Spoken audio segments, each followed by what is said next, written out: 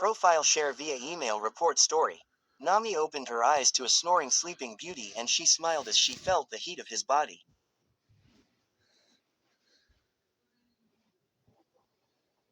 Looking outside, she noticed that the storm had stopped. Only a few drops of water were now falling from the sky. The sun was already setting, giving the sky a beautiful shade of red and making the sea glow orange. All she could hear was the sound of the waves as they splashed into the stone wall in the cold wind that was now slowly blowing. She tried to move into a more comfortable position, but she didn't even manage to move a few inches as Luffy had his arms wrapped around her waist multiple times, making it impossible for her to do anything. Some troublesome ability he had at a time like that. She soon gave up on trying to find a better position, so she just relaxed her muscles and let her head fall on Luffy's chest, smiling a bit. If only you'd understand these kind of feelings, Luffy, she sighed. Even though she knew that, for Luffy, it was nothing unusual, because he was too stupid and too pure to understand, she was still happy to be in that situation. Little did she know, Luffy was now wide awake and was blushing when hearing her words. He might have not fully understand what she meant, but he still had a hunch. He decided not to tell anyone about what happened. He wanted to figure this one out on his own. His back hurt and all, but he still didn't open his eyes, knowing that if Nami would see he was awake, they would have to leave for the ship. And he didn't want to let go of her, and he thought it was because of the so-called love he had for her. He still wasn't too used to that word, but he thought it was beautiful and it described very well the way he felt about his navigator, so he decided to associate that word with Nami. Nami equals love. In his head it was all so simple. He didn't understand why it took so long for the guys to explain it to him. Without realizing, he opened his eyes and looked at Nami, who was now watching the sea through the small entrance of the cave, unaware that Luffy was awake, but instantly looked at him when hearing his stomach growl. "I see you woke up," she greeted him with a warm smile, despite being a little bit disappointed. "Does that mean we'll have to go back to the ship?" she thought while frowning a little. "Are you hungry?" "Yeah." And with that, they remained in a strange, yet comfortable silence, but none of them stood up, none of them wanted to. Luffy rolled on his side, still refusing to let go of Nami. They were now face to face and Luffy felt again the need to kiss her, but this time he restrained himself from the beginning, not wanting the events from that morning to repeat. Instead, he blushed visibly when he thought how it would feel. Kissing her. Nami couldn't help but giggle at his cuteness as she buried her head in his chest and cuddled to defend herself from the cold of the evening. "I wonder what he's thinking about," blushing and all. That moment which none of them wanted to end was interrupted by the baby Den Den Mushi in Nami's pocket. Luffy frowned as he let go of her so she could answer, but she didn't. Not immediately, as she, just like Luffy, felt empty now. She took a hold of herself, though, and answered.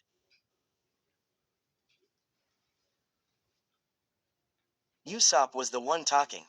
"Oi, are you guys alright?" "Yeah, we're fine. How are you? Did anyone get hurt? How's the Sunny?" "Everything's fine here. We found a good place to hide, but damn, what huge of a storm that was. We could have all died if it weren't for you, Nami. Anyway, come back at the ship before it gets darker." "Yes, we're on our way." And with that, she hung up and she looked at Luffy, who was ready to leave. Promoted stories. You'll also like Phoenix One Piece X Reader. 56.5k 2.6k.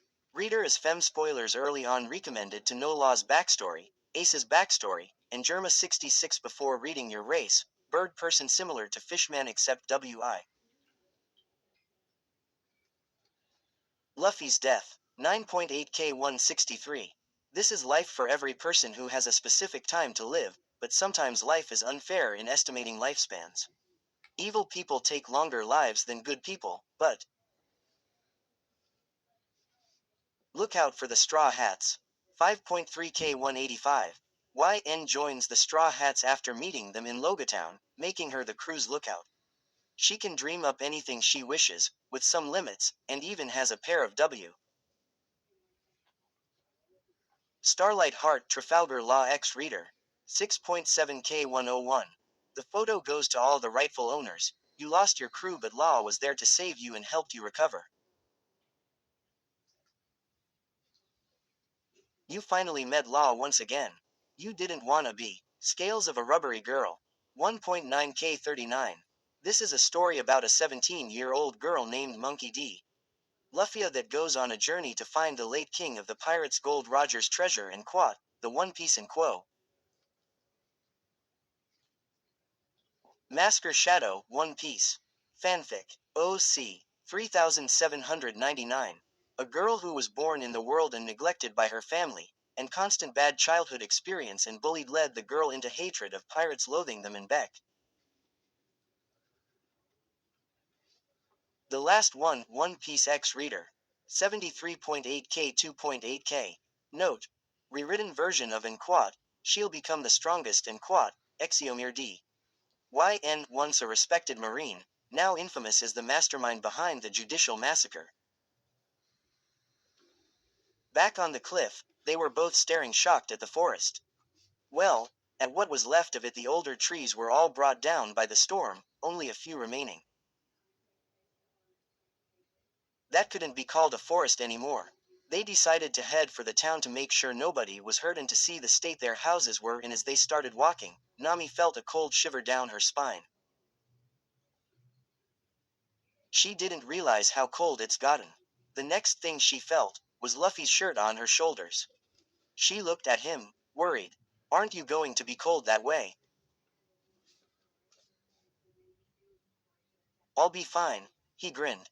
Shishishi. Zoro says this is good training, so I'll become stronger this way, he laughed, making Nami laugh as well. Even though, sure, he was cold, her laugh warmed him on the inside and he thought that he would rather freeze to death than living without seeing that smile every day.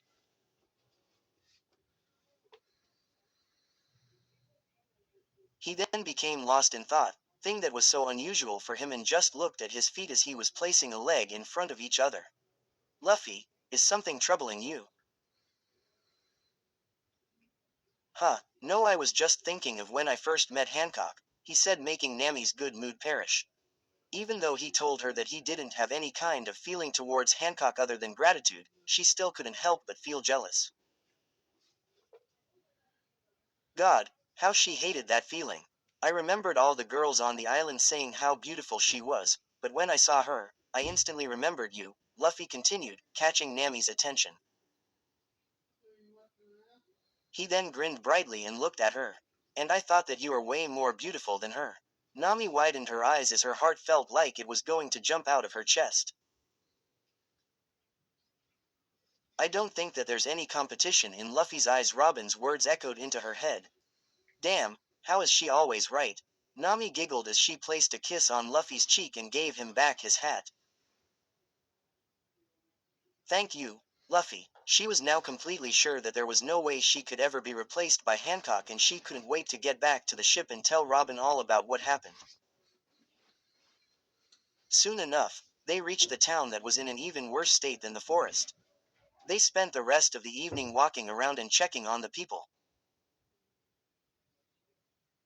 They found out that Chopper had already treated the wounded, so Luffy decided to ask Frankie to help them with the reparations. By the time they got to the ship, it was already dark and they found the others on the deck, waiting for them.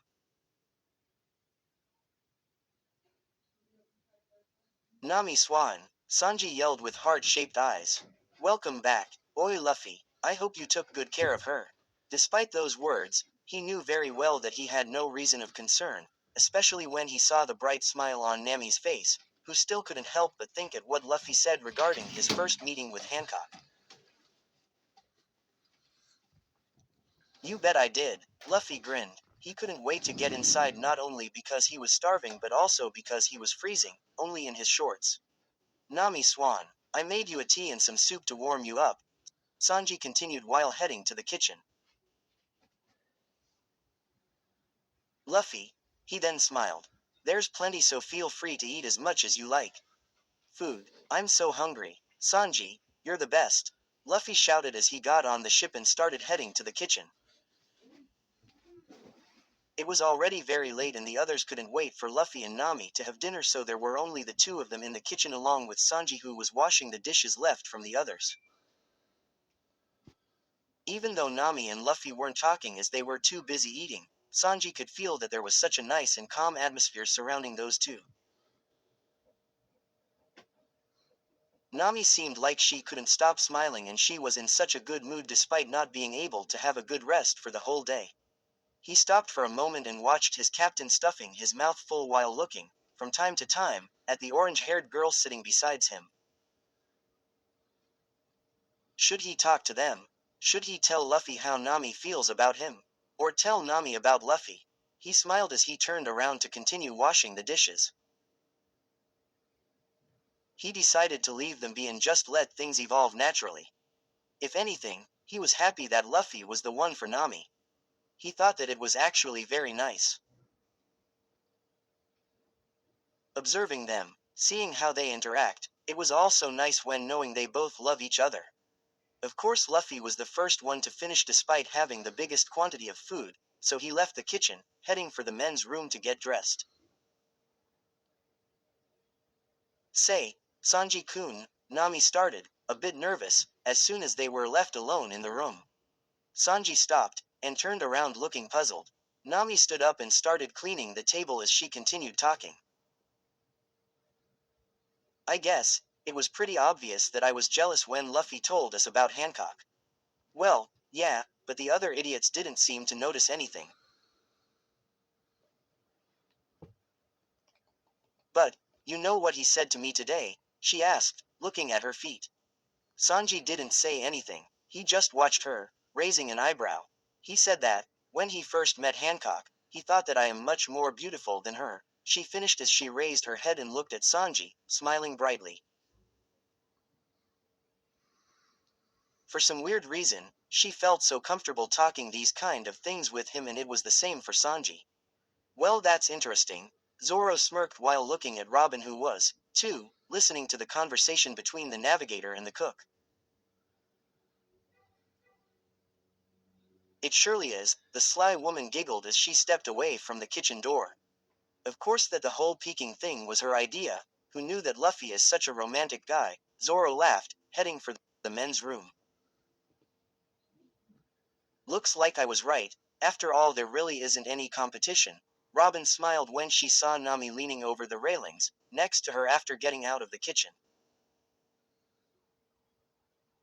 The orange-haired girl closed her eyes for a moment and enjoyed the cool wind and the darkness that was now surrounding them completely. Yeah, it does seem so, she smiled as she turned around, going for Frankie's workshop. She knocked at the door and entered after hearing a yes coming from inside the room. Frankie, I'll take over your night shift. You sure? Nami, you look like you haven't slept in days.